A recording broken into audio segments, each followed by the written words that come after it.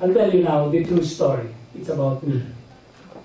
You know, when I was a young boy, I was in the...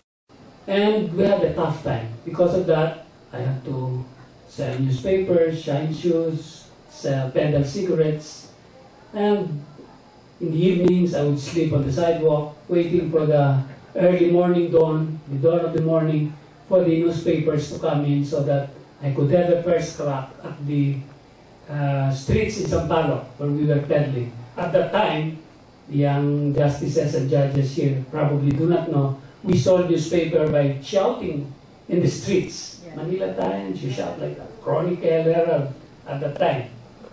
Umuo si Evelyn, bata ka pa, hindi mo alam yun. Pero si Justice de la Rama, alam yun. Diba? Mas matanda kang konti sa akin eh. And you know, I was crying a little bit because tears rolled my eyes because I was saying, hey, mga klasiko, they didn't have to do this and they're able to go to school. Why do you have to work so hard to be able to go to school? I said, one day, I'll be president of the Manila Times. So, then afterwards, I tried my best, of course, to finish high school. At that time, I was given a scholarship at the University of the Philippines after high school to enter Diliman for pre-law. By the way, I didn't want really to be a lawyer, but my father insisted that I should be a lawyer. And at that time, masunurin pa ang mga bata. So, sinunod ko yung tatay ko. I wanted to be a chemical engineer.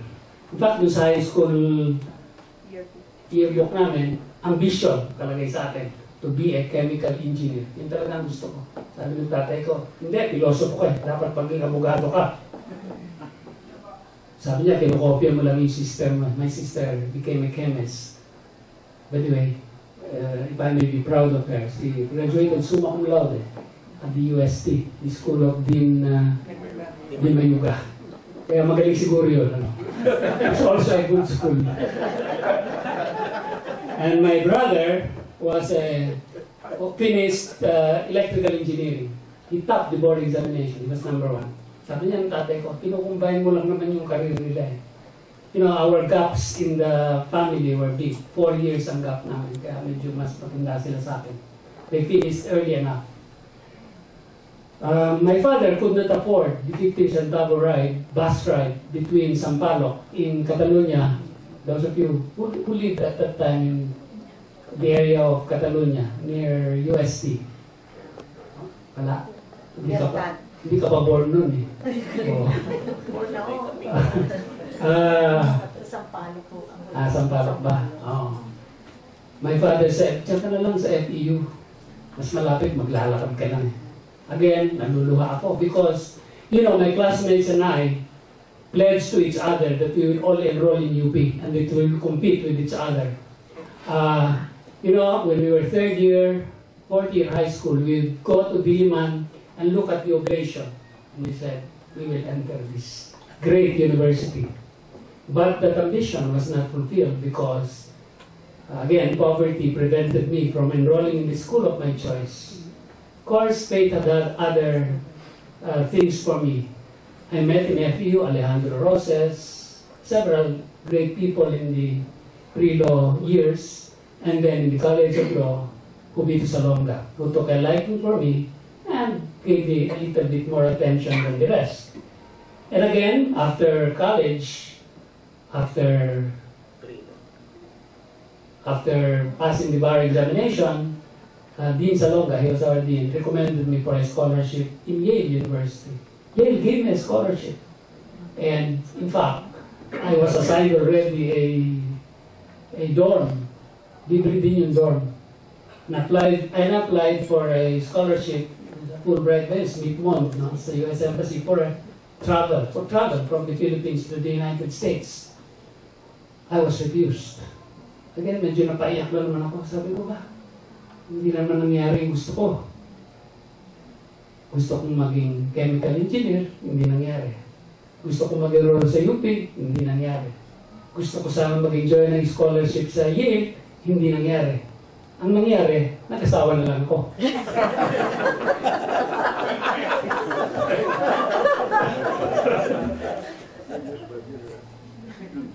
sabihin, pareho nung farmer, no?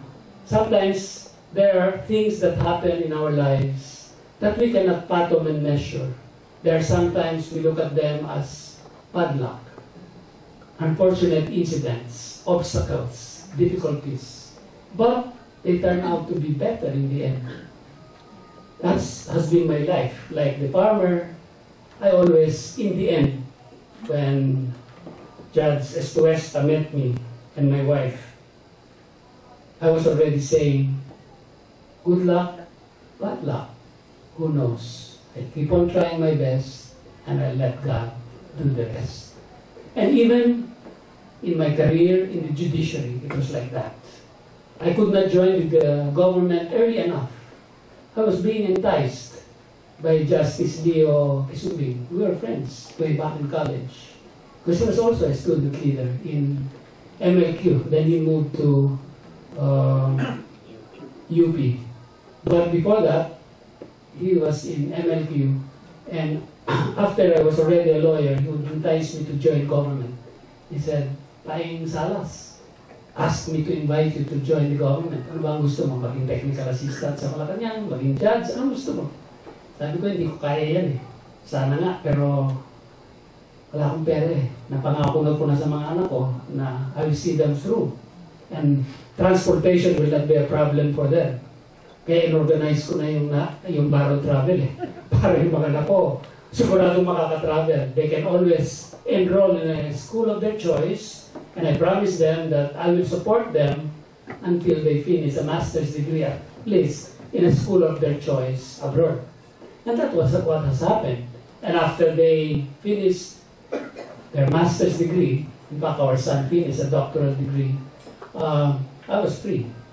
And came President Ramos when I was already free. And came these chapters in our lives where we became acquainted with the Lord. In my case, I became really acquainted with the Lord in the mid-85s. Before that, I was just a nominal Catholic. You know, I didn't know my catechism. I was schooled in Juan Luna Elementary School, a public school, in Paris State University, a non-sectarian school where you didn't really learn your faith. My parents also were not steeped in their faith.